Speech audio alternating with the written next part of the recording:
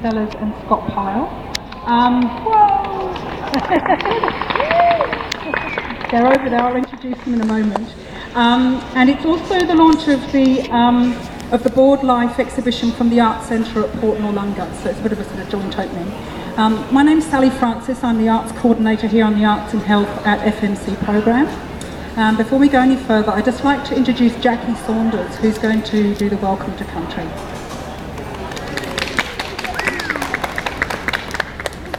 Hello, my name is Jackie Saunders and I am from the Roondu tribe who lives Tajuna Way.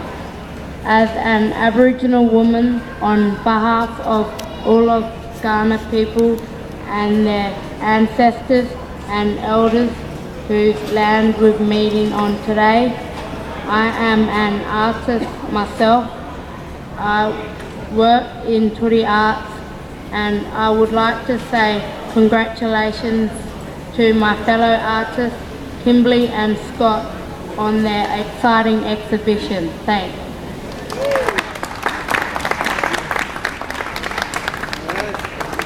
Thanks, Jackie. So the exhibition today is it's part of the Adelaide Fringe 2012. We have two events happening in the Fringe. One is the Monsters and Fairy Tales exhibition, and the other is a project we've just finished, which is a film, dance, sound, felting project called 24 Hours. It's an installation which will be in the gallery from about the 20th of February through until the middle of March at the end of the Fringe. And it's all part of the Arts and Health at FMC program. So the Arts and Health program here has been going since 1996. And we are part of the Allied Health Division within FMC. The galleries are really quite a small part of what we do. We have 3 galleries that we operate. We have a large public art collection and also a public walking trail that goes through those collections. We have performance, music, dance, artist residencies, workshops and special projects that run throughout the year. So it's a large program here and we're very proud of it here at FMC.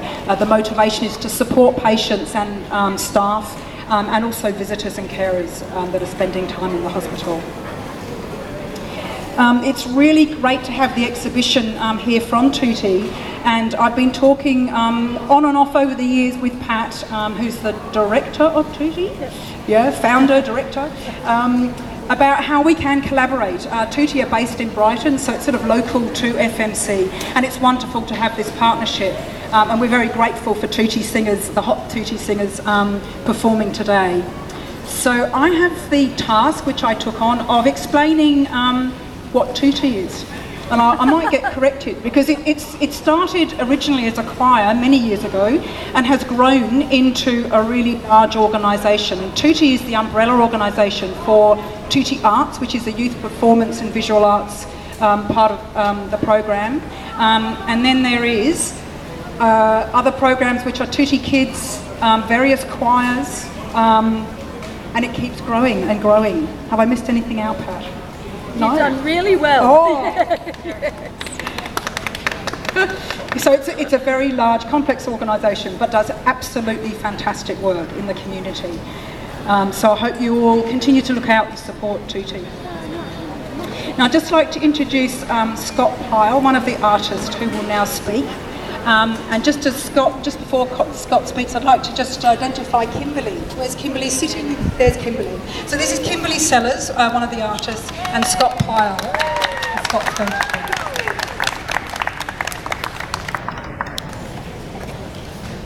Hi. Welcome everybody to the exhibition Monsters and Fairy Tales.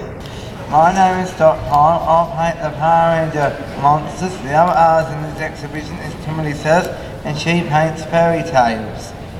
Kimberly and I are part of the Tutti Visual Arts program where we can make our artwork work visual. I started the Tutti Arts Visual Arts program in February 2009 and Kimberly started in 2008.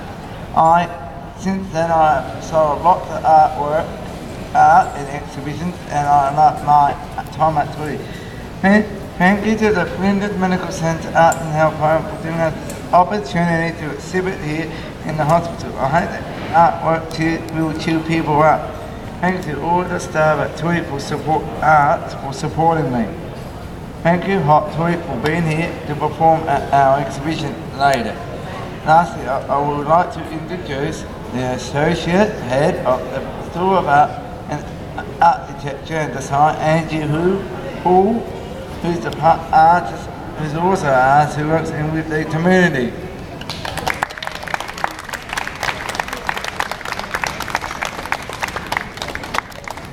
Thank you very much, Scott. And good afternoon, everyone. It's a great pleasure to be here, and a great pleasure to have been invited to open this exhibition called Monsters and Fairy Tales, as you know, by Kimberly Sellers and Scott Pryor. These two people have actually developed their craft through their engagement with 2D visual arts, and as mentioned, this was developed under the directorship of Pat Ricks, overseen by Melanie Fulton, and over the last 6 months has been managed by Patricia Wozniak as the acting visual arts coordinator. Kimberly and Scott have created an exhibition which has its inspiration both in the old world of books and folk mythologies, and also the new world of film and television, media which have their own myths and legends. I think it's an exhibition which reminds us very much of the multidimensionality of the arts experience, of how that experience is able to develop our individual, our personal, and our very intimate responses to the world about us. As importantly, I think it demonstrates the democratic nature of the arts. That is, that it's only through seeing and understanding all the possibilities of who we are as human beings that we're able to understand all that we are capable of and all that we can achieve.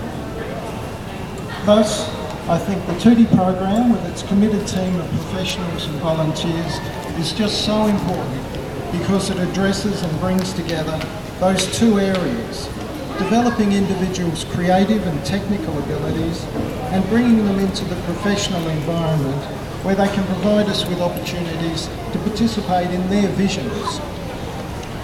As someone who's involved in the organisation of the professional arts, and as someone who's committed to community participation and development, I see Tutti as a gem for what it has been able to achieve for its members, but also for reminding us of those qualities which are neglected when arts practices become overly constrained by the academy. Here we experience the arts outside of their sometimes extremely closed circles. And as the arts are about expanding boundaries and exploring all aspects of human experience, exhibitions such as this provide insights into areas often neglected by the mainstream. One of the most successful exhibitions that we put on at the University of South Australia last year was called Margins to Centre. And this was about artists who were self-taught and who had developed their practices outside of the mainstream, so outside of art galleries and outside of art schools. And it was an exhibition that recognised that artists' experiences coming from those sort of areas, being trained outside, were very different from those who were trained inside the mainstream. And they produced work which was very unexpected, both in terms of the materials and the imagery. The rules of art weren't necessarily followed, indeed often they weren't known, and this led to most of the work being astoundingly creative because it sat outside of the academic conventions. And as Colin Rhodes, who wrote the introduction to that exhibition, said, understanding is based on shared experience and being able to build empathetic bridges in cases where that experience, background and so on are not shared. In other words, you feel your way into the works.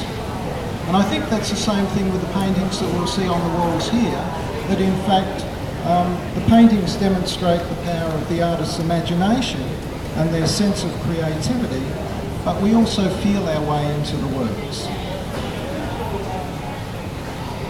Now, what can we say about Kimberly and Scott's work? Well, on the one hand, there's the comfort and the thrill of the familiar, the recognition of those fables we haul from our memory vaults that have been locked up since childhood, and on the other hand, there is the shock of the previously unseen. Kimberly and Scott both allow us to see direct representations of the characters which inhabit their visual memories, and they ask us to weigh them against our memories. They reinforce what we've learned, and they restate those myths which have sustained us through our lives. Mingled in with these fantasies is the imagination of great writers striking chords within us all. Once upon a time, long, long ago, in a far-off land, is really not so out of our experience or imaginations. Our culture is soaked through with magical references, and like good fairy tales, these works do not let us into the secret of when and where these events occur. Because after all, it's ultimately about good triumphing over evil and heroes or heroines defeating the villains.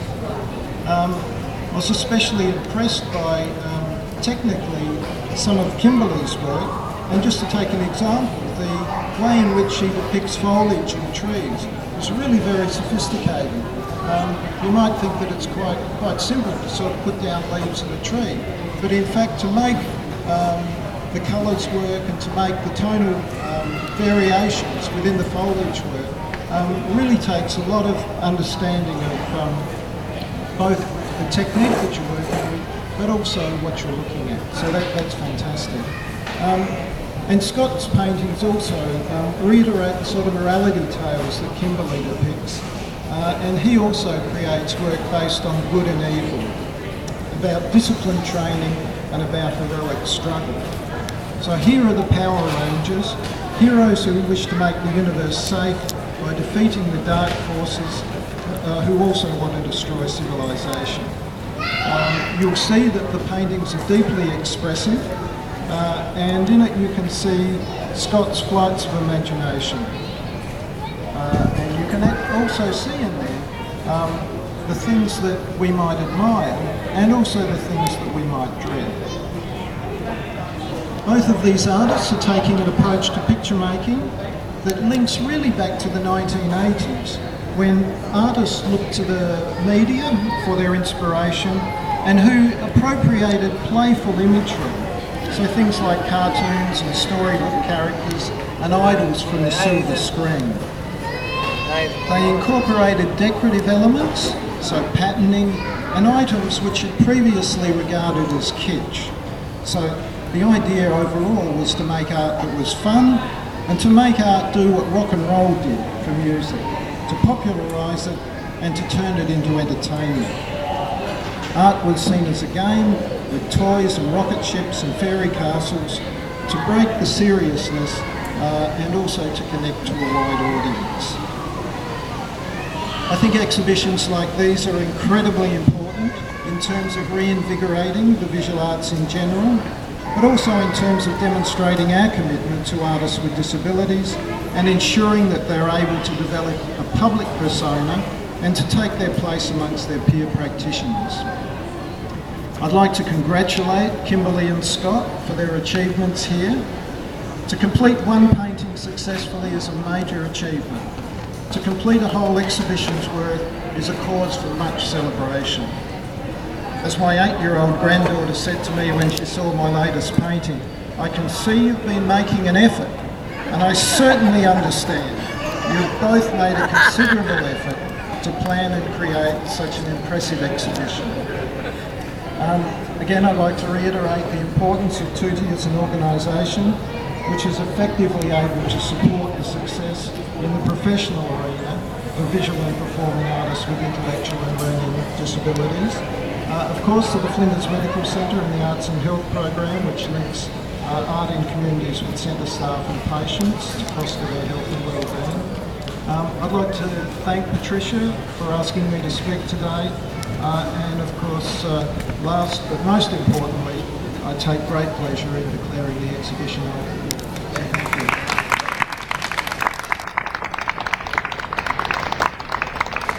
Thanks, Andrew. That was a wonderful, insightful speech. Now, I'd just like to, before we move on, just thank Deborah Nico, who is over there by the door. in the brown shirt, she can't hide. So Deborah curates the gallery and is responsible for organising the exhibition at FMC. I always feel terrible at these things because I stand up here rabbiting on, and Deborah's done all the hard work from Yo to Go. So thank you, Deborah, very much. It looks wonderful. And also to Patricia and Mel from tuttiing as well for all their work in getting this exhibition together. I might not have to remind you, but all the work is for sale, and I really, really strongly encourage you to have a look and to buy, to support the artists primarily. It's a wonderful exhibition to have the opportunity to buy work from. And I think, the exhibition has been up since Monday, and it's been really fantastic just in the last few days, just seeing people really engaging with it. The liveliness and the brightness and dynamism of the exhibition really comes through, and people are loving looking and trying to identify the fairy tales and laughing at the monsters. And I think when Scott said that, it hopes that it makes people smile, I think that's such a beautiful gift for the artists to give, especially to a place like FMC, where people are often looking for those real, hope, I guess. So, and now I'd just like to introduce Pat Ricks and the hot tuttie singers, and Pat will talk a little bit about the singers and introduce the singers.